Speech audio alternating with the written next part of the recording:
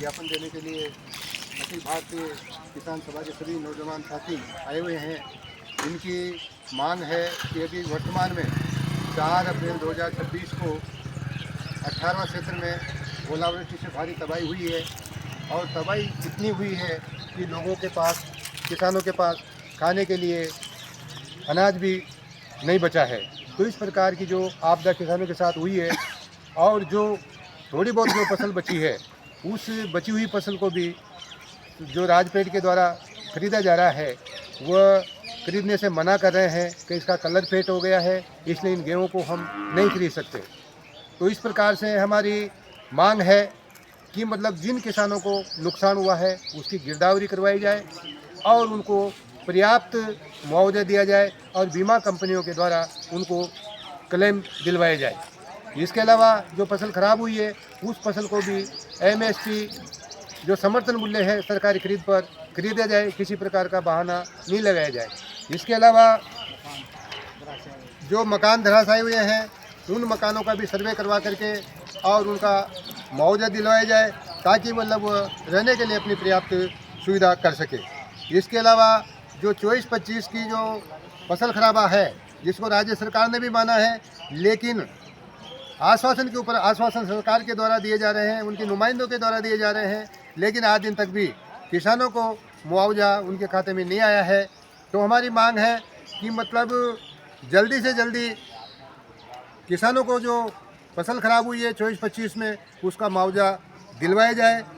और ग्रामीण क्षेत्र में जो मजदूर हैं जिनके आर्थिक हालात ख़राब हैं और वो मजदूरी करना चाहते हैं, उसके बावजूद भी उनको जो महात्मा गांधी नरेगा योजना चलती थी उसको बंद कर रखा है और वह रोज़गार के लिए तड़प रहे हैं। तो ग्रामीण क्षेत्र में रोज़गार चालू किया जाए ताकि वो अपनी आजीविका को बनाए रख सके, आजीविका कमा सके। और चौथी जो डिमांड है वह है कि सीएडी विभाग के द्वारा नहरों का पक्काकरण का कार्य किया जा रहा है, लेकिन कुछ जगहों पर इस प्रकार की स्थिति बना रखी है जहां पर